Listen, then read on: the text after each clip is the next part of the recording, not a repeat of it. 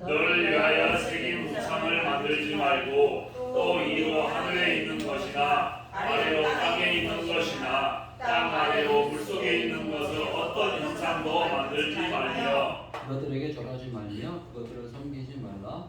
나 내 하나님 여호와는 질투하는 하나님인즉 나를 미워하는 자의 죄를 갚되 아버지로부터 아들에게로 3, 4대까지 이르게 하거니와 나를 사랑하고 내 계명을 지키는 자에게는 천대까지 은혜를 베푸는지라. 너는 내 하나님 여호와의 이름을 망령되게 부르지 말라.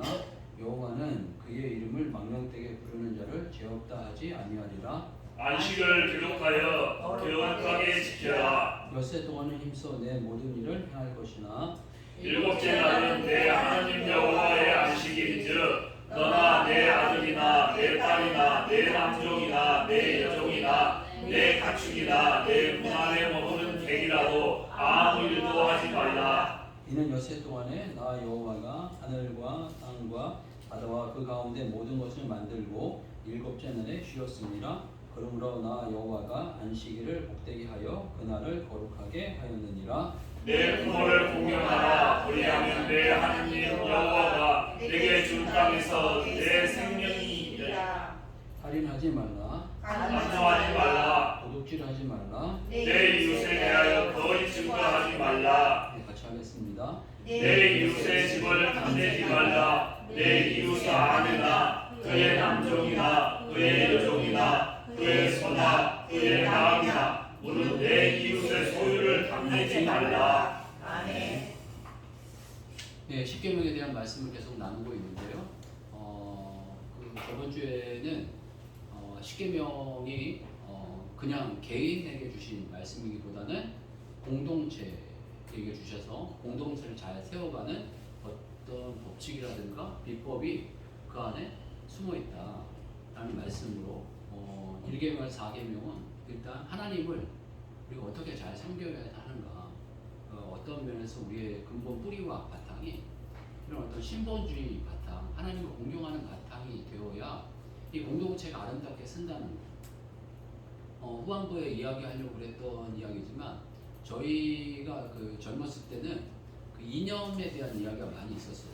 그 앞선 세대는 공산주의냐 민주주의냐 라는 이런 이념 논쟁이 있었는데 저희 때는 그 공산주의냐 이 어떤 그 민주주의냐라는 이념의 논쟁이 없지 않아 있었지만은 우리 저 어렸을 때는 그 군사 정권이었기 때문에 군사 정권이냐 민주주의냐 참 민주주의냐 군사 정권이냐 이런 어떤 그 논쟁이 많이 있었습니다. 그런데 이 공산주의는 근본이 바탕이 인본주의 바탕입니다. 인간을 얼마나 이렇게 존중하고 인간을 얼마나 평화롭고 좋게 할 것인가 라고 했지만 인간은 악하기 때문에 그런 어떤 근본 바탕 속에서 인간을 존중하는 것처럼 나오지만은 결국에는 인간을 파괴하고 가난하게 만들고 궁핍하게 만들고 그래서 두 손 들어서 이 민주주의화 되어져 가는 나라들이 많이 있지 않습니까? 그래서 근본적으로 공산주의의 어떤 근간의 모습을 가지고 있는 나라가 거진 없어지다시피 이렇게 되었습니다. 그래서 그렇다고 그 나라들이 민주주의화 됐냐? 그건 아니지만은 민주주의라기보다는 뭐 자본주의화 되었지만 이 민주주의라는 이 나라들 가운데 이 특히 이제 그 근간의 축을 가지고 있는 나라가 미국이다 보니까 이 미국이라는 나라의 근간과 이 바탕에는 하나님을 섬기는 신본주의의 마음이 있습니다. 그때도 많이 얘기했지만 우리는 그 하나님을 믿는다라고 이 돈에다가 이렇게 써놨어요. 그래서 돈을 믿지 않고 우리는 하나님을 믿는다라고 이렇게 고백을 하게 되면서 이 나라 자체가 청교도 정신에 의해서 이 미국이라는 이 나라가 섰고 그러면서 그 하나님을 섬기려는 이 태도와 모습이 있는데 그러니까 인간을 위해서 뭔가를 한다라는 이런 어떤 생각과 이 태도가 공동체를 되게 인간을 행복하게 하고 건강하게 할 것 같지만 결국엔 그 공동체가 망하게 된다.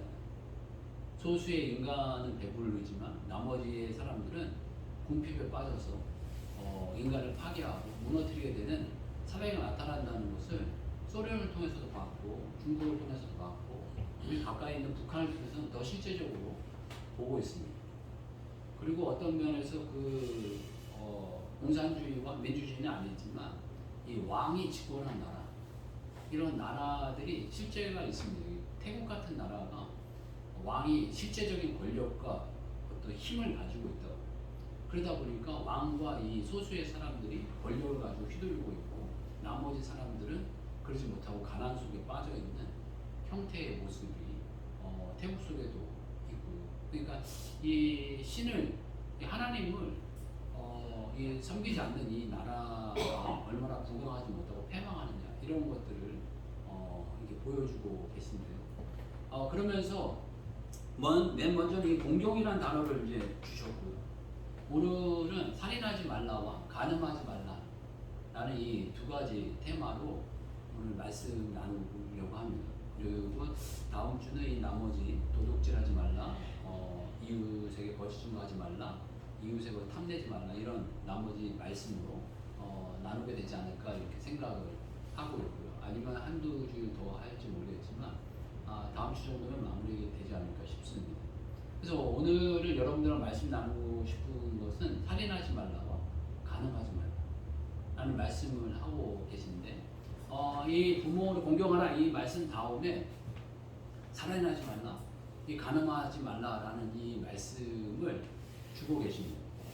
그런데 이 말씀이 그 산상수훈에서도 거기다 앞에 이제 팔복을 이야기하시고 그 다음에 너희는 세상에 비치고 세상의 소금이라는 것을 말씀하시고 그 다음에 내가 율법을 폐하러 온 것이 아니라 율법을 온전케 하러 갔다 라고 이제 이 말씀을 하신 다음에 뭘 얘기하시냐면 살인하지 말라라고 말했지만 살인은 어떤 의미다, 간음하지 말라고 그랬지만 간음은 어떤 의미다, 이렇게 확장해서 이제 설명을 이렇게 해주시고 계십니다. 그러니까 이 공동체를 세워가는데 이 살인하지 않는 것과 이 간음하지 않는 것은 얼마나 중요한지 모르겠다라는 말씀을 해주시는 겁니다. 그러니까 살인하지 말라 이런 이 말씀은 어떤 부분에서 이 살인에 대해서 사람을 죽이고 살리는 것은 이 너희 권한이 아니라 너희 권한이 아니고 이 하나님의 권한에 있다라는 어떤 의미도 있는 거고. 그런데 하나님께서 이 구약적으로 보면 살인하지 말라라는 이 의미가 그 소수적으로 보면 공동체의 의미, 공동체. 어떤 부분에서 다 살인하지 말라 이런 게 아니에요. 이 살인하지 말라라는 이 의미는 이스라엘 민족 내에 살인하지 말라라는 의미입니다. 그러니까 이스라엘 민족이 아닌 죄악을 범한 이 타민족은 어떤 살인을 허락하셨어요. 어떤 부분에서 정복하라 라고 하면서 이 말씀이 끝나고 난 다음에 가나안 민족의 죄가 반영해서 하나님을 섬기지 않고 자기 멋대로 살고 죄에 빠져있는 민족을 정복해서 죽이게 이렇게 하셨어요. 그러니까 살인하지 말라라는 이 의미가 어떤 면에서 모든 사람에게 다 적용되어지지 않았다는 거예요. 그래서 과거에는 또 이거를 확대 해석해가지고 예수님 믿지 않는 사람들은 다 죽여야 된다, 죽여서라도 다 믿게 만들어야 된다 막 이렇게 하고 십자군 전쟁이 일어나기도 했는데 이건 또 너무 극단적인 어떤 모습이고요. 어떤 그 말씀대로 옳고 그르냐를 넘어서 예수님은 용서와 사랑 일치를 보여주시지 않았습니까? 그래서 예수님께서는 그 가늠한 여인이 현장에 잡혀왔을 때 돌로 쳐 죽이는 것이 합당하다 라고 이제 많은 사람들이 이겨서 이거는 타민족도 아니고 같은 민족인데 죄를 보면서 이제 죽어야 될 상황에 놓인 그 여자가 왔다는 거죠.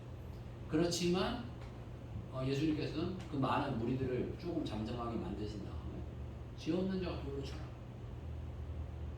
라고 이야기를 하시면서 어떤 면에서 이 우리들의 의의와 우리들의 어떤 판단이 어떤 옳고 그르냐 맞느냐 틀리냐를 넘어서 이 사람을 존중하고 사랑하고 또 용납하는 모습이 있어야 된다는 것을 분명히 말씀해 주고 계십니다. 이 사진을 하지 말라라는 이 의미는 분명하게 이 공동체 내에 있는 사람이 아니라 외부 사람을 향한 어떤 모습은 아니었고 공동체 내에 이 사람을 향한 말씀이었지만 그 공동체 내에서도 이 앞에 1계명에서 4계명이 안식일을 범한다라든가 이런 사람들은 죽음을 맞이하기도 했어요. 그 죽음을 맞이하기도 한 일들이 있었고 분명히 어떤 그 대가를 치르는 일들이 분명히 있었지만 그 또한 어떤 면에서 근본적으로 보게 되면 생명을 함부로 해하지 말고 용서하고 사랑할 것에 대한 부분을 말씀해 주고 계신다는 거예요. 그런데 이게 이제 그 구약적인 모습이고요. 구약적인 이 살인은 생명을 해하는 것 자체가 살인인데 신약적으로 이제 예수님께서는 이 살인이라는 개념이 이제 확대 해석되어지고 더 깊어지게 됩니다. 마태복음 5장 21절에서 26절 말씀드렸습니다.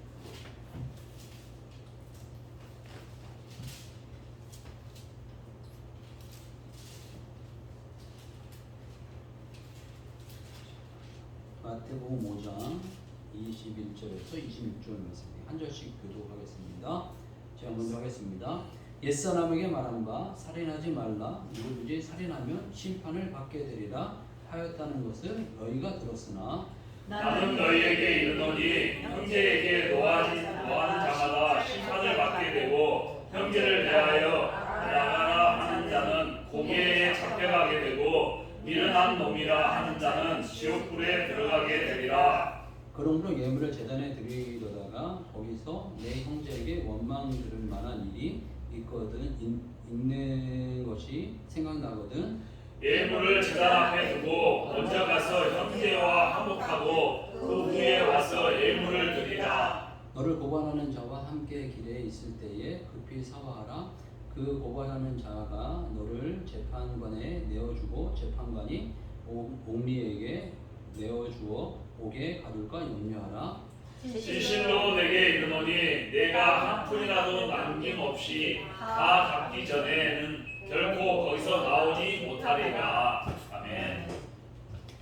여기에서 이제 예수님께서 말씀하시는데 살인하지 말라 누구든지 살인하면 심판을 받게 되리라 하였다는 것을 너희가 들었으나 나는 너희에게 이르노니 형제에게 노하는 자마다 심판을 받게 되고 그리고 밑에 되면 형제를 대하여 라가라는 자는 공회에 잡히게 되고 이 라가라는 이 단어는 욕이긴 한데 아주 심한 욕이 아니라 이 어리석은 놈, 이 미련한 놈, 이 생각 없이 행동하는 놈 이런 어떤 의미입니다. 그러니까 어떤 면에서 이 살인하지 말라라는 이 말씀이라든가 이 말씀들이 공동체로 봐야 되겠다는 거죠. 그러니까 공동체를 향해서 어리석게 행동하는 거, 생각 없이 행동하는 거. 야, 너 이 다 같이 사는 이 사회에 왜 이렇게 떠들어? 이 생각 없는 놈아. 다른 사람을 배려해야지. 그리고 이 쓰레기를 왜 버려? 누가 치우라고? 버리는 놈 따르고 치우는 놈 따를 써. 이런 소리 많이 하지 않습니까? 뭐 형제뿐만 아니라 집에서도 할 거예요 아마.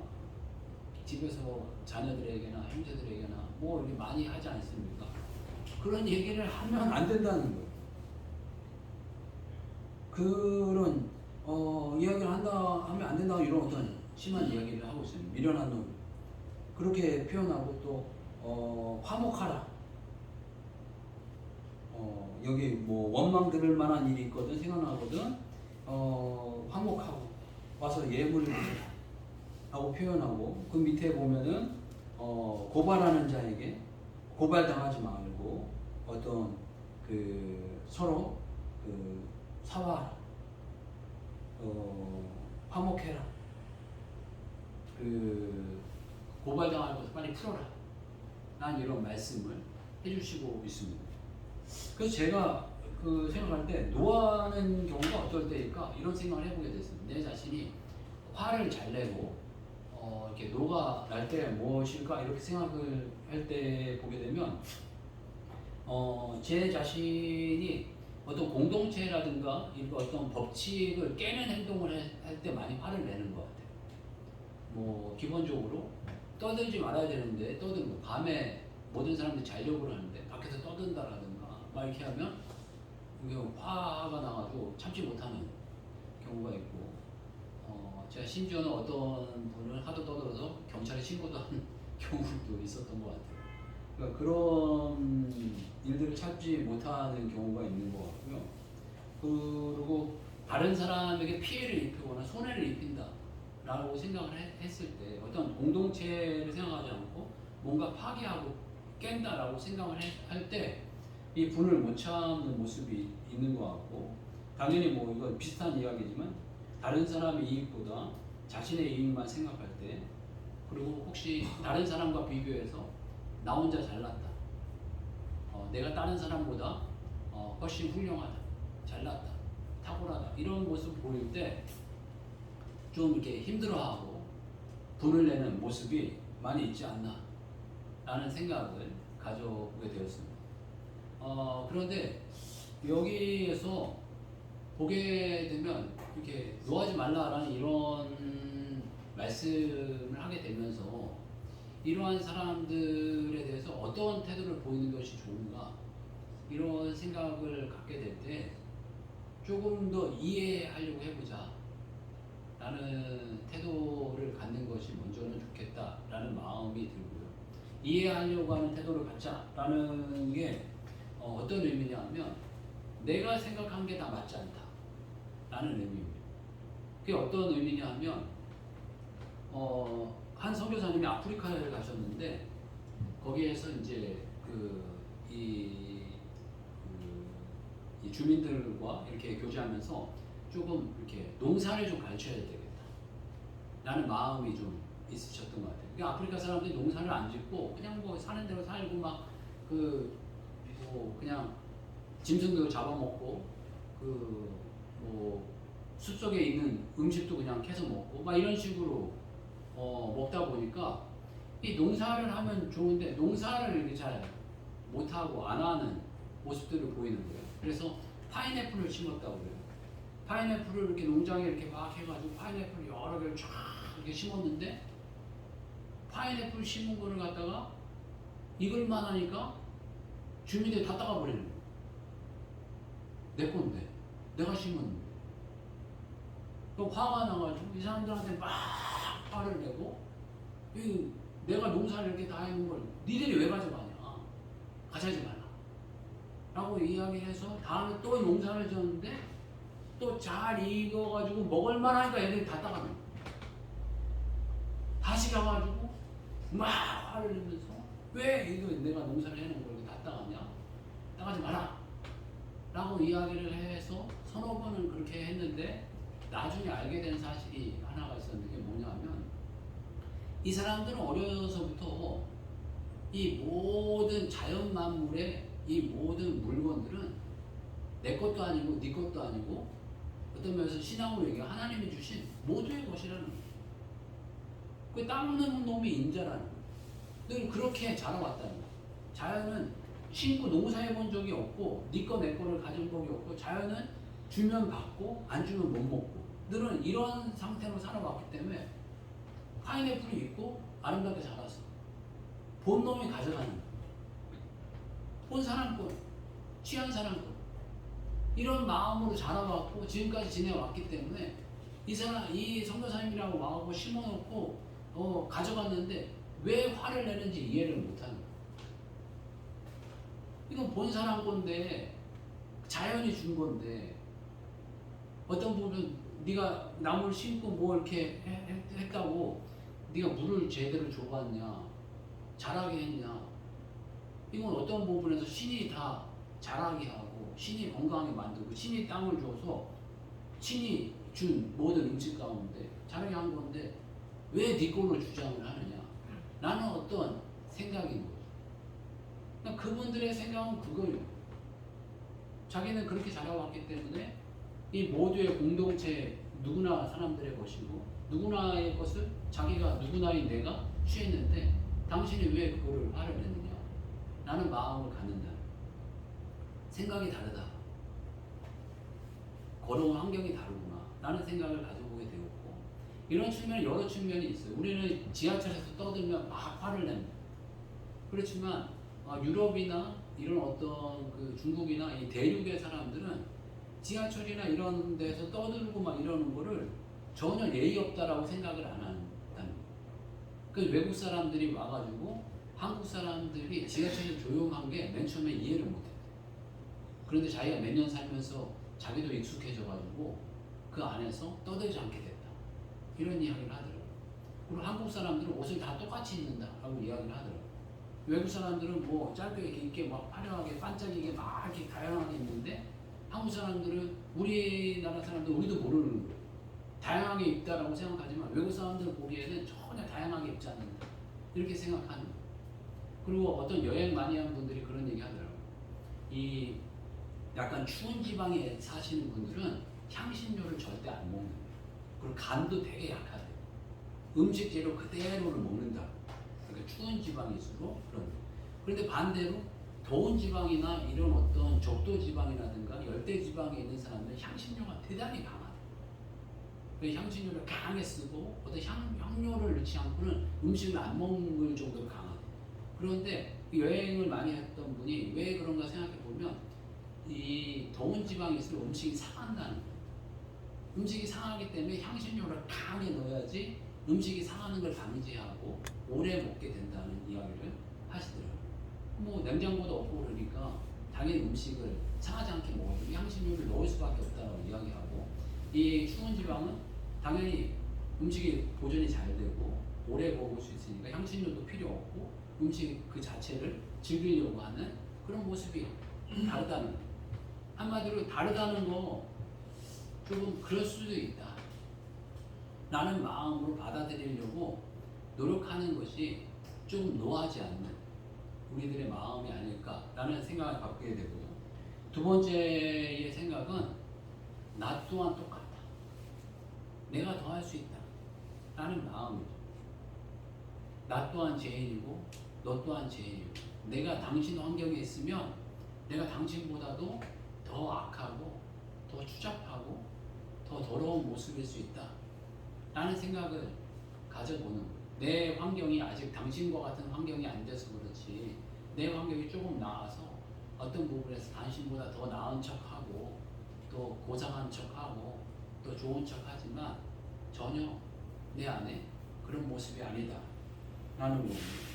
그리고 또 이 살인하지 말라 라는 이 모습, 노하지 말라 이런 모습은 주님께서 이 화목이 하나됨이 얼마나 귀하고 아름다운지를 우리가 잘 모르기 때문에 그렇다는 거예요. 주님께서 우리들에게 계속적으로 말씀하실 때 이야기 나는데 우리가 하나인 것 같이 그들도 하나가 되게 하옵소서. 너희가 서로 사랑하면 비로소 너희가 내 제자인 줄 알리라. 예수님께서 이렇게 말씀하셨듯이 이 하나됨이 얼마나 행복하고 얼마나 귀한 것인가를 저희들이 깨달아야 한다는 거예요. 그리고 마지막으로 한 번 더 강조하고 싶은 것은 이 화목에 대한 대상이 모든 형제가 아니라는 거예요. 모든 사람이 아니라는 거예요. 이 산상수훈을 이야기하셨을 때 누구에게 이야기하셨냐면 제자들에게 하신 겁니다. 이 형제라고 이제 이야기하는데 너는 너희에게 이르노니 형제에게 노하는 자마다. 모든 사람에게 노하는 자마다가 아니에요. 형제에게 노하는 자마다. 그러니까 형제라고 한다면 이 당시에 예수님을 따르고 예수님의 말씀에 순종하려고 했던 사람들 있잖아요.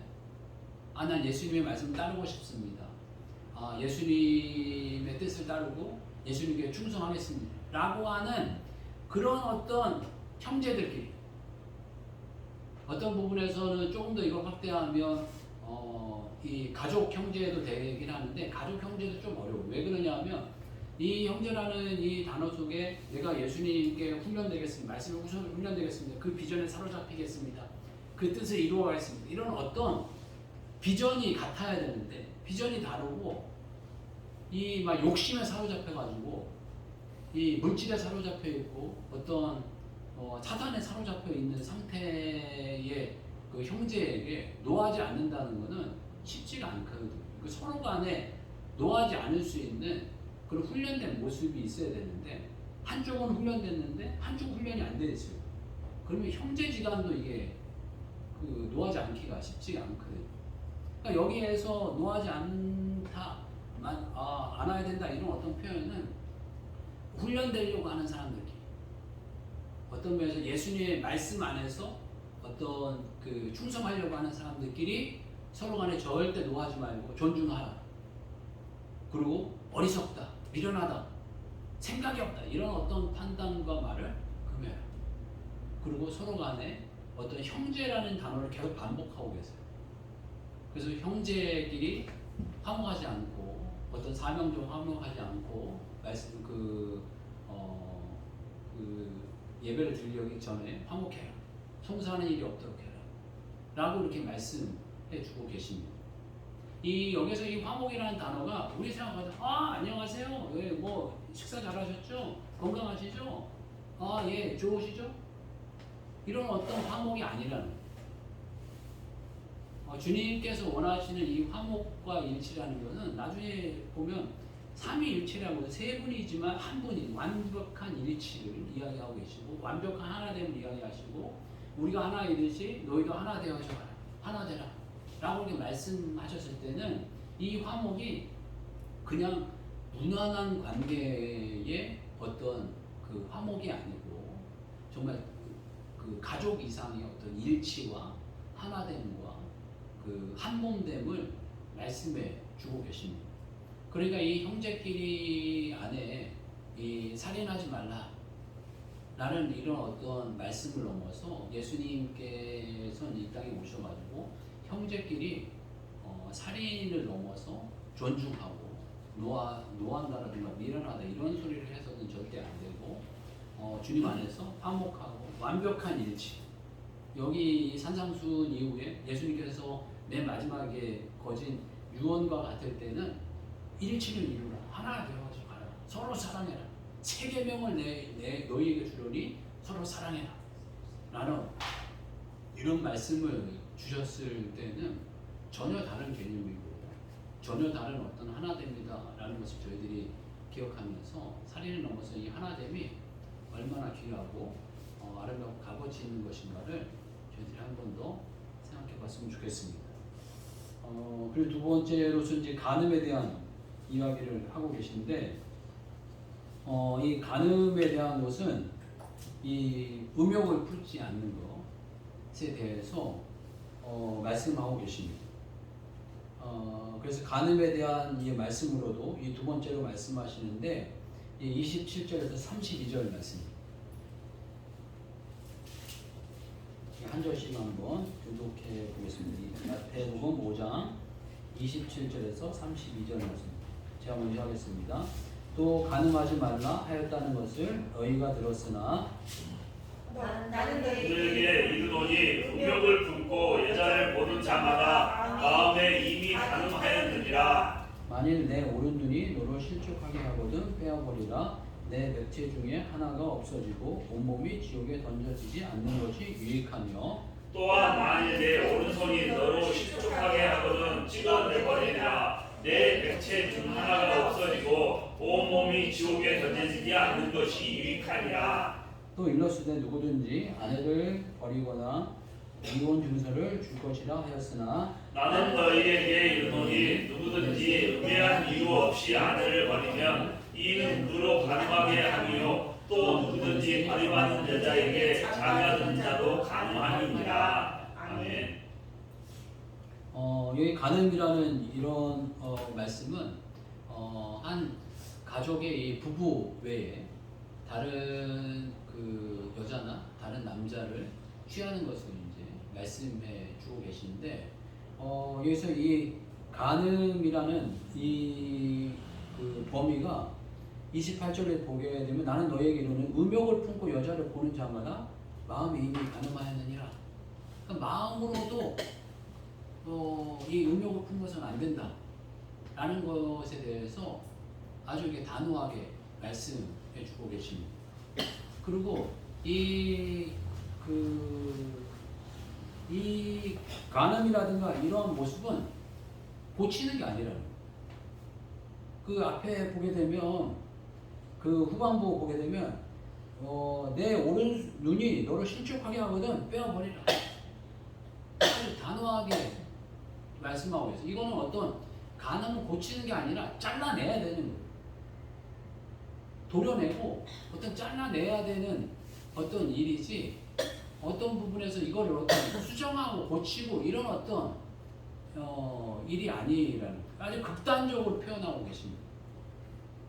복 있는 자는 악인의 길을 따르지 않고 죄인의 자리에 길에 서지 않고 오만한 자리에 앉지 않고, 그런 어떤 말씀하시는 것 같이 어떤 면에서 이 음욕이라든가 음란에 대한 거는 분명하고 단호하게 이렇게 도려내야 된다. 음란과 음욕의 자리가 있다면 떠나야 된다는 거예요. 음란과 음욕의 자리에 어떤 이렇게 마음이 생기는 사람이 있다면 보질 말아야 된다. 만나지는 말고 그 자리에 있지는 말고 어떤 틈이 생기지 못하게 잘라내고 도려내야 된다는 어떤 그런 의미입니다. 어떤 면에서 음란에 마음이 들었고 그래서 내 눈이 생겼다고 눈을 뽑아버리고 어떤 그 누군가를 만지고 싶다고 해서 손을 잘라버리고, 그러면 이거 손과 눈이 있을 사람이 아무도 없죠. 그만큼 단호해야 된다는 거예요. 음란에 대한 이 문제는 그냥 어설프게 그냥 뭐 그럴 수도 있지 뭐 그러지 뭐 이렇게 넘어갈 문제가 전혀 아니다라는 이야기를 하고 계신 거예요. 요즘 같은 시대에 너무 음란한 시대에 저희들이 살고 있다 보니까 이 음란에 대해서 너무 유한 시대에 살고 있습니다. 간통죄도 없고 뭐 이런 어떤 시대 가운데 저희들이 살고 있는데, 이 무분별한 이런 어떤 성적인 문화에 대해서 단호해져야 된다는 거예요. 요즘 시대는, 과거에는 아까 이제 말씀드렸듯이 이데올로기 시대여서 옛날에는 뭐 민주주의냐 공산주의냐 군사정권이냐 어떤 면에서 민주주의냐 참민주주의냐 이런 어떤 논쟁이었다면, 요즘 시대는 이게 음란이냐 아니냐가 요즘 시대에 가장 그 화두고 문제가 되어지지 않나는 생각이 있습니다. 인본주의적인 관점에서는 동성애를 막을 수가 없어요. 인간을 존중하는데 인간의 생각과 취향을 존중하는 거야.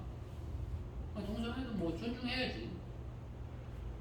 이런 사고일 수밖에 없어요. 그렇지만 하나님의 말씀이 동성애는 죽여야 된다. 그런 건 있을 수 없는 일이다. 라고 이야기를 하게 됩니다. 어떤 분 그 얘기 하시더라고요. 이게 만약에 동성애를 못 막으면 이게 동성애에서 안 끝난다는 거예요. 반드시. 사람은 이런 어떤 성적인 취향을 존중하고 이렇게 하다 보면 더 강한 거를 추구하고 이러다 보니까, 만약에 동성애자들과 이런 사람들을 존중한다면 나중에 나이 든 사람들, 어린 아이들, 난 애들이 좋아. 성적으로 애들하고 그렇게 성적인 관계를 맺는 게 좋아. 라고 하면 뭐라고 막을 거예요? 그거 막을 수 있는 법이 없습니다. 그 개인적인 어떤 취향인데? 라고 이야기해버리면 할 말이 없게 돼요. 나중에 성경도 이야기합니다. 짐승하고도 관계를 맺는다라고 이야기합니다. 짐승하고 관계 맺는 것도 막을 수 없습니다. 인간의 어떤 그 생각과 마음을 존중하는 건데, 그걸 개인적인 취향이고 개인적인 어떤 성향인데 그걸 어떻게 막아? 라고 이야기하면 절대 막을 수 없는 그런 상황이 벌어지게 됩니다. 저는 그 성이라는 게 남성, 여성, 이렇게 동성 이렇게 해서 요즘에 이렇게 성으로 이렇게 이야기하잖아요. 전혀 그 성이 그렇지 않고요. 성이 그렇게 분류되기 시작하면 50 몇 가지가 분류가 됩니다. 이게 무슨 소리냐 그랬더니 남성이면서 여성을 좋아하는 사람, 이렇게 그 남성이면 여성을 좋아하는 사람, 그 여성이면 여성을 좋아하는 사람, 여기서 끝나지 않고 하여간 복잡해지더라고요. 보니까는 난 남성인데 여성으로 돼서 남성을 좋아하는 사람, 여성을 좋아하는 사람. 나는 그 원래는 그 여성이었는데 남성적이면서 남성을 좋아하는 사람, 여성을 좋아하는 사람, 이런 식으로 이제 막 그 복잡해지는 거예요. 그래서 원래 남성이었는데 여성으로 변화된 사람을 좋아하는 사람, 뭐 여성이었는데 남성으로 변화된 사람을 좋아하는 사람, 막 이런 식으로 막 이렇게 뒤집어서 바꾸니까 성이 아주 그냥 그 50몇 가지가 나온다고 하더라고요. 그렇게 하여간 복잡하게 말도 안 되게 이렇게 성이 변하게 되는데 그걸 다 개인 취향이라면 뭔가 복잡해지고 정신이 없어지는 상황이 벌어지고 말도 안 되는 상황들이 벌어지게 되는 거예요. 그러니까 이게 너무 이게 생각도 안 되는 말도 안 되는 일들이 벌어진다는 거예요. 하나님께 단순하게 그냥 가능하지 말라 라는 이 말씀 속에서 정말 여러 가지의 일들을 말씀하고 계시고 그 다음에 이 가늠하지 말라라는 이 말씀 속에서 한 인격과 한 인격을 존중하면서 하나 되어져 감을 알아라. 그러면 이 부부라는 이 공동체는 이 하나됨의 어떤 근간을 배우는 어떤 기초인 줄 압니다. 그래서 두 사람이 만나 한 몸이 되어져 가는 근간을 배우는 어떤 기초인데 그 기초를 저희들이 요즘에 많이 깨워져 가는데 그거를 저희들이 잘 익히고 배워서 정말 주님 안에서 다른 사람과 다른 사람이 만나서 일치가 되고 하나가 되어져 간다는 것은 너무너무나 행복하고 힘들지만 아름답고 놀라운 사건들이라는 거예요. 너무나도 놀랍고 아름답고 좋은 거기 때문에 사단 마귀는 이걸 제일 먼저 깨려고 합니다. 그래서 정말 이 주님 안에서 이 부부간의 이 관계를 맺을 수 있는 이 사람들이라면 소중하게 잘 지키고 이게 지키는 게 너무너무나 쉽지 않은 일이지만 사단 마귀가 좋은 거니까 늘 깨려고 하죠. 이 공격을 받더라도 저희들이 잘 소중하게 잘 지키고 아름답게 만들어가고 혹시 이런 어떤 가늠에 유혹이 온다면 이거는 다른 일이 없고 다른 방법이 없고 잘라내야 된다는 거예요. 그곳을 떠나든지 안 만나든지 아니면 뭔가 그런 태도와 모습을 절대 없도록 한다라든가 분명하고 단호한 이런 어떤 태도와 모습들이 있어서 건강한 공동체, 아름다운 공동체, 주님 안에 주님이 원하시는 대로 아름다운 일치의 공동체를 더 이루어가는 주의 종들의 공동체가 되시길 주님을 축복합니다. 네. 다시 한번 기도하겠습니다.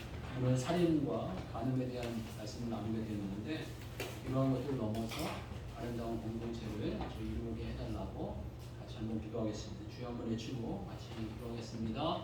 주여.